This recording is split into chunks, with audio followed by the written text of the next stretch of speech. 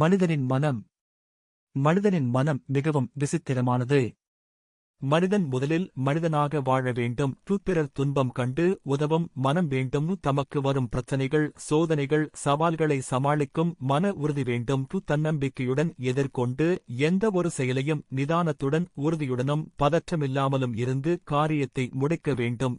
வாழ்க்கையில் வெற்றி அடைய தன்னம்பிக்கை, விடாமுயற்சி, மன உறுதி, சரியாக திட்டமிடலுடன் தன் ஆற்றலை முழுமையாக வெளிப்படுத்தினால் வாழ்வில் வெற்றி அடைவது உறுதி. தோல்விகளையும் துன்பங்களையும் கண்டு துவண்டு விடாமல் தொடர்ந்து முயன்று வெற்றி பெற வேண்டும்.